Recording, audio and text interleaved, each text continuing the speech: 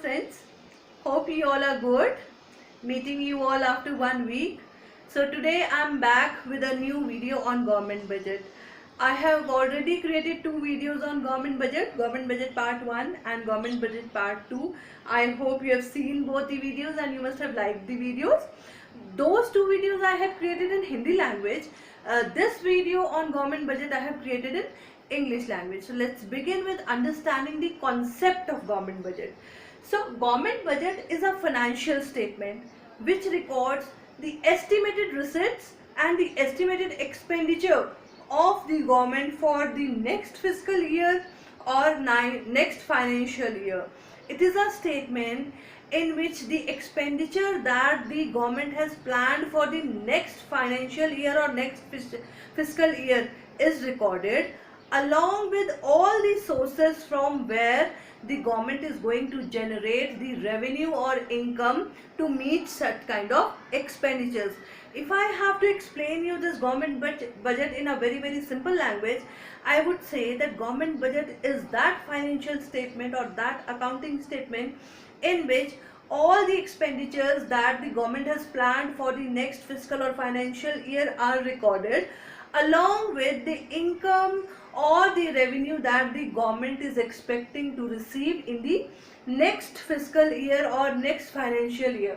If you look at this meaning, if you look at the definition, it clearly says government budget is a financial statement or an accounting statement. That means government budget is not going to record any non-monetary or non-financial transaction, and government budget is prepared for one financial year or one fiscal year. Now for easy understanding, the government budget is divided into 2 parts, revenue budget and capital budget. So now I want to explain you each part of government budget, that is revenue budget and capital budget.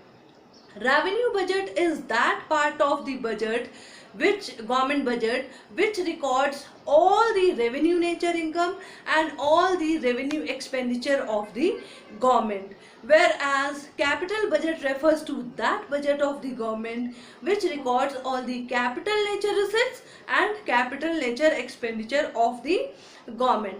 Now this gives you a clear indication or a clear idea. All the incomes of the government which are of revenue nature, they would be recorded in revenue budget, but all the incomes of the government which are of capital nature, they would be recorded in capital budget. All the expenditure of the government which is of revenue nature would be recorded in revenue budget. All the expenditure of the government which is of capital nature would be recorded in capital budget. That if I have to explain you in a very simple language, I will say revenue budget is that budget or that part of the government budget which records all the revenue receipts or revenue income of the government and revenue expenditure of the government, whereas capital budget is that budget of the government, that part of the government budget which records all the capital receipts and capital expenditure of the government. Remember one thing, the revenue nature transactions, whether it is the revenue income or whether it is the revenue expenditure, they never affect the assets and liabilities of the government, whereas the capital nature transactions, that is the capital income or capital expenditure, they always affect the assets or liability of the government. Now that you have absolutely understood that what is recorded in revenue budget and what is recorded in capital budget, accordingly you get one idea that the government receipts or the receipts of the government, income of the government is of 2 types.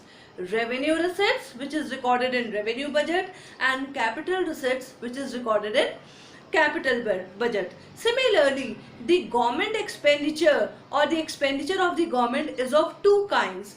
Revenue expenditure which is recorded in revenue budget, capital expenditure which is recorded in capital budget. Now that you have clear idea what is recorded in revenue budget and what is recorded in capital budget, and now you need to understand actually what do we mean by revenue nature income or capital nature income or capital nature expenditure and revenue nature income. So let us now start with the understanding the meaning and difference between the revenue income and capital income. So let's begin.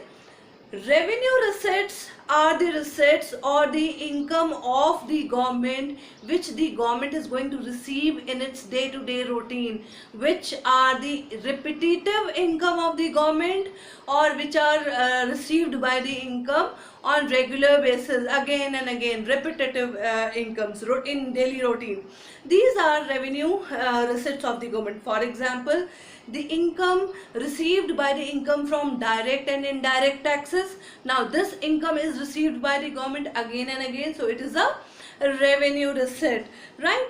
On the contrary, capital receipt refers to the income which is not received by the government on a regular basis, which is received by the government occasionally. Like the receipts from the borrowing, if a government has borrowed something, the receipts from the borrowing would be recorded as capital receipt, or receipts of the government by sale of a asset. So this is the difference between revenue receipt and capital receipt. Now remember, as I told you just now, revenue receipts are not going to have any impact or any effect on the asset or liability of the government, whereas capital receipts would increase the liability of the government, or capital receipts would reduce the assets of the government. Let's take example. If a government is going for a borrowing, if a government has taken some borrowing, now this is a capital receipt because government is getting some money, right? But it is increasing the liability of the government, so it is a capital receipt. If the government has received money by sale of an asset, now the asset is getting reduced, so it is again a capital receipt. So revenue receipts never lay any impact or effect on the assets and liability of the government, whereas capital receipts definitely lay effect on assets and liability of the government. Now let us understand the difference between the revenue expenditure and capital expenditure. Revenue expenditure is that expenditure of the government which the government is going to incur in its day-to-day routine, which is repetitive, which is going to incur again and again, like paying salaries to the government teachers, government school teachers, paying salaries to government hospital doctors, right? This is a recurring expenditure, repetitive expenditure which the government has to incur again and again. Revenue expenditure again would not have any effect or impact on the asset or liability of the government. Now let us understand capital expenditure. Capital expenditure is that expenditure of the government which the government is not going to incur again and again, which is not repetitive, which is going to incur occasionally or once a while. For example, government has constructed a government hospital or government has constructed a new government school. This is capital expenditure because the assets are not created or constructed again and again. As I told you, capital expenditure is going to increase the assets of the government or it is going to reduce the liability of the government. So we have understood two things. We have clearly understood what is recorded in revenue budget, what is recorded in capital budget, what is the difference between revenue receipts and capital receipts, and what is the difference between revenue expenditure and capital expenditure. Now here I want to take up one more thing with you. The government expenditure, the expenditure that the government incurs, going to incur in the next fiscal or financial year, has got three main classifications, right? But I have taught you one classification, and that classification I have taught you difference between revenue expenditure and capital expenditure. Now I want to take up with you the second and the third classification. The second classification of government expenditure is plan expenditure and non-plan expenditure. Plan expenditure refers to all the expenditures which are incurred by the government strictly according to the 5-year plan. When the government allocates its expenditure and or decides to spend its money just strictly according to as planned in 5-year plan, then it would be given the name as plan expenditure. Now remember one thing, the plan expenditure could be revenue expenditure also or capital expenditure also. How? Because when the government is going to plan its expenditure for the next 5-year plan, the government would plan the capital nature expenditure also, that means the develop of new assets also, and it would plan the expenditure which are recurring, which are repetitive also. So that means we understood clearly that the plan expenditure could be revenue expenditure or capital expenditure. Let me give example also to make you understand. If the government is planning that it is going to open up a new industry in the next 5-year plan, now this is a capital expenditure but a plan capital expenditure. If the government has planned that it has to incur this much expenditure on the salaries of government employees, now this is revenue expenditure, plan revenue expenditure. So now comes what is non-plan expenditure. All the expenditures which are not incurred according to the 5-year plan other than the 5-year plan would be termed as non-plan expenditure. That means it clearly indicates that these expenditures are not incurred according to the 5-year planning. These are apart from the 5-year planning. There are a lot of expenditures apart from 5-year plan which the government has to incur. These expenditures also could be of capital nature or of revenue nature. Now let's come to the third classification. The third classification is development expenditure and non-developmental expenditure. All those expenditures which are undertaken by the government and those expenditure cause any kind of economic or social development in the country, such kind of expenditures would be given the name as developmental expenditure. And all the expenditures of the government which are not going to cause any new development in the nation, they are just maintaining the maintaining the assets of the nation, would be termed as non-developmental expenditure. For example, let's understand with the example. If the government has taken up construction of a new hospital or a new school, it would increase the health of the individuals and the education in the country, educated people in the country. So this is going to cause social as well as economic development. So this would be developmental expenditure. But if the government is incurring expenditures for maintaining all the government offices, now this would be non-governmental expenditure because this is not going to cause any new development. Now this is all. I have taught you the classification of different kind of government expenditures. Now I am going to come to you people another important thing, that is classification of government receipts. Remember one thing, up till now I have spoken to you about the concept of government budgets, then the two parts of government budget, two components of government budget, that is revenue budget and capital budget. Then what is recorded in revenue budget, what is recorded in capital budget, what are revenue receipts and capital receipts, what are capital expenditure, revenue expenditure, and other two classifications of government expenditure, that is plan and non-plan expenditure, and developmental and non-development expenditures. Now I want to take up with you the next classification of different kind of government receipts. The government receipts has mainly two classification, revenue receipts and capital receipts. I have just now spoken to you and I have taught you the difference between the revenue receipts and capital receipts. Now I want to discuss with you all the components that are mentioned inside them, right? So I'm going to first discuss with you all the revenue receipts. Revenue receipts itself is of two kinds, tax receipts and non-tax receipts. Now remember one thing, Tax receipts means all the receipts which are received by the government from taxes. Remember one thing, I'll repeat once again. The revenue receipts of the government are of two kinds. Tax receipts, non-tax receipts. Tax receipts means all the receipts which are received by the government from different kind of taxes. And non-tax receipts means all the receipts of the government, all the income of the government from sources other than taxes. Now here I want to discuss one thing with you. First I have to elaborate and discuss with you all the tax receipts.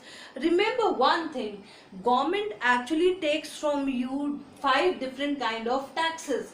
First is the direct tax, which you need to understand. Direct tax refers to the tax which is levied by the government on the income and property of an individual. The moment government charges a tax on income and property of an individual, the tax would be termed as direct tax. You cannot shift the burden of this tax on any third person. So the burden of this tax cannot be shifted. Next is indirect tax. Indirect tax is the tax which is levied by the government on goods and services, and the burden of this tax could be levied on another person. Next, move further.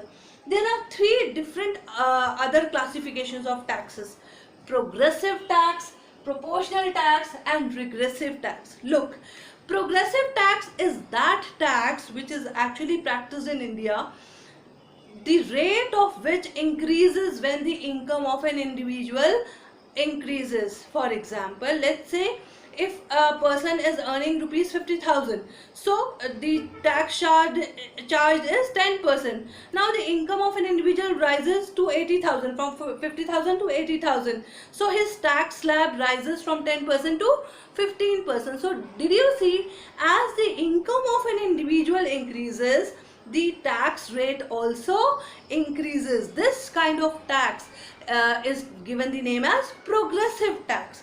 On the other hand, proportional tax is that tax where you fix a specific amount, a specific percentage, and every person of the country, irrespective of his or her income, is charged the same rate. For example, Mr. A, who is earning rupees 50,000, he is also charged a tax rate of 10%. So that means he is going to pay 5,000 rupees as a tax.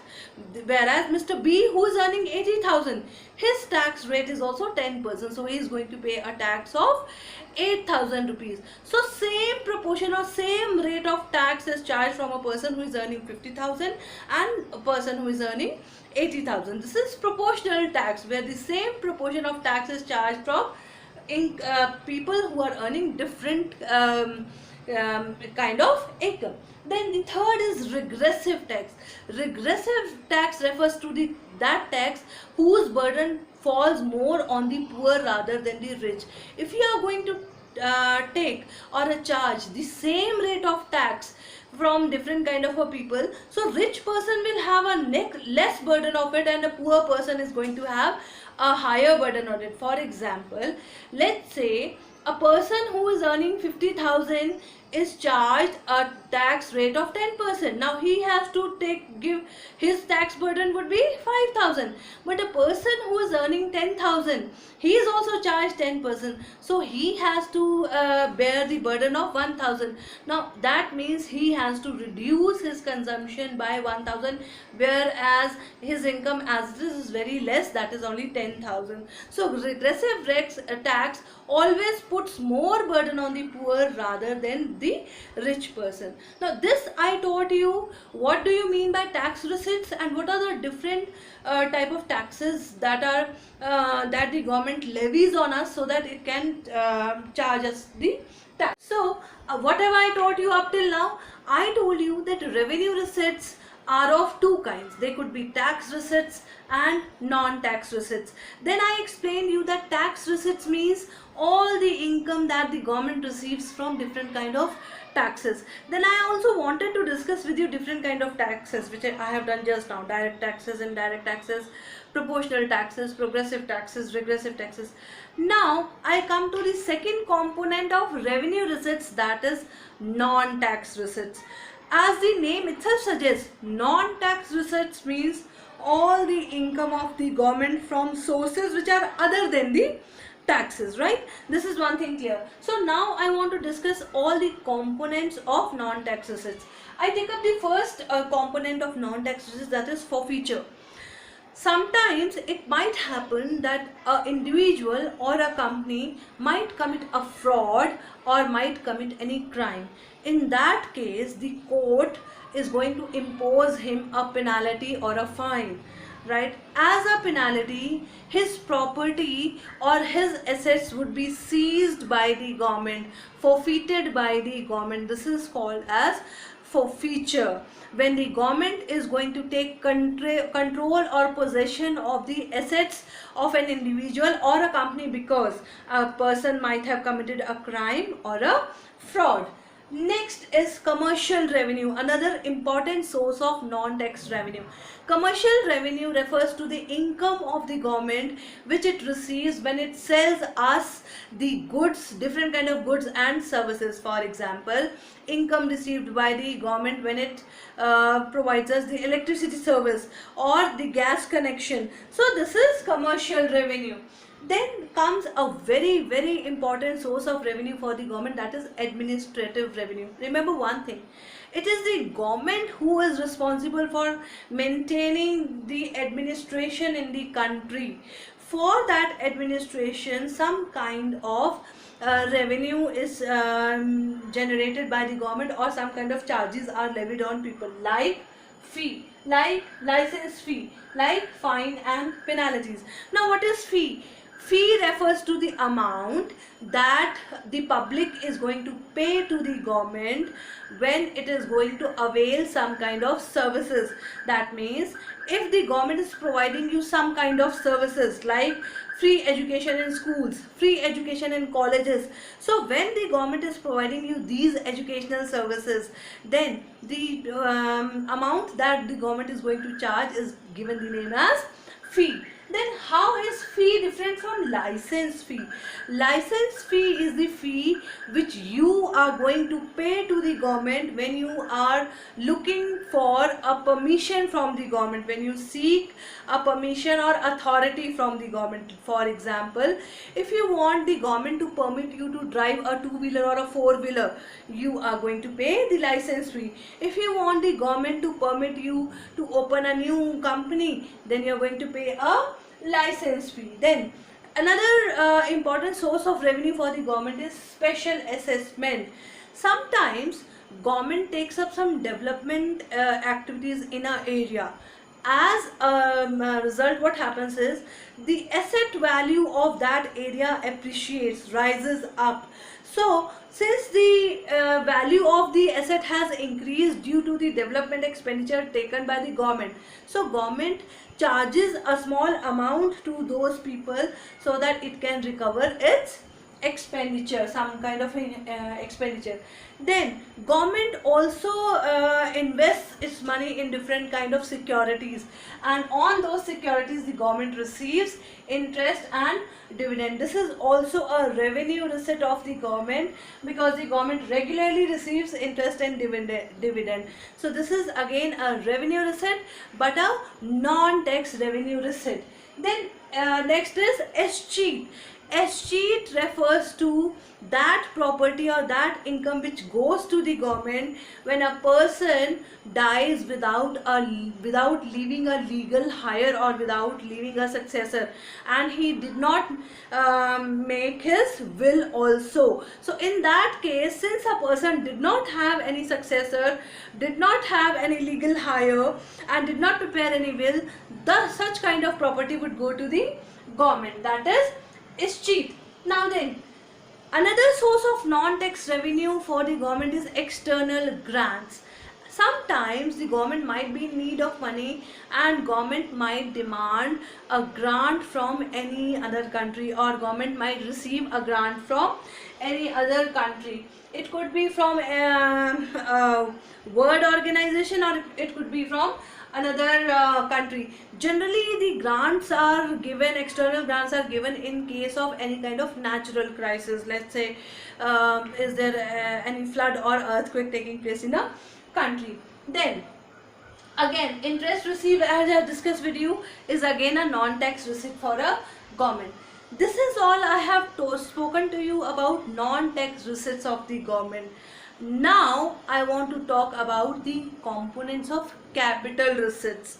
Remember one thing before I discuss these components with you people. First thing, I told you that capital receipts would enhance the liability of the government and would reduce the assets of the government. This is what I have told you. So first component of capital receipt is borrowing.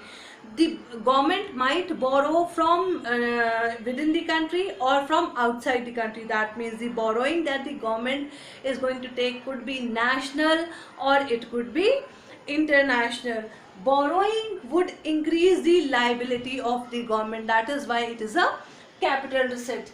Second, now this is government may borrow externally. Then second is recovery of loans and advances. Central government gives loan to state governments and union territory governments. Sometimes the central government might demand its money back from the state government and from the union territory government, which is given the name as recovery of loan.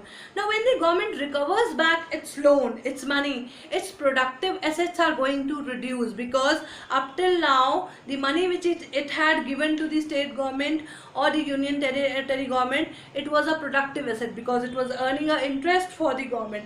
Now it would become a non-productive asset. So the productive assets of the government are going to reduce. So recovery of loan is going to reduce the assets of the government. So it is again a capital receipt. Third thing that is a capital receipt is disinvestment. Disinvestment means when a public sector unit is sold to private sector by the government.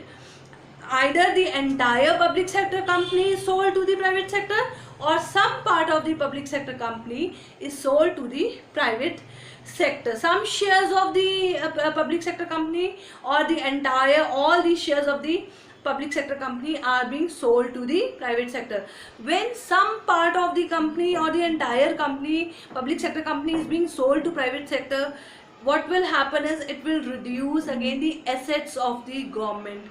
So it is going to be a capital receipt which reduces the assets of the government. Now what have I done is, in this part I am also going to come up with the second part, government budget second part in English, but in the part 1 I am going to cover only this much. In this part I have taken in depth the classification of all the government expenditure and the classification of all the government receipts. In the second part of government budget, I am going to discuss with you different kind of status of the budget, that is surplus budget, deficit budget and fiscal deficit. What is fiscal deficit and what are its effects on the country. So that I am going to come up with in the second part. I hope you are going to find this video very meaningful. If you find it meaningful, do subscribe and like it. Thank you very much.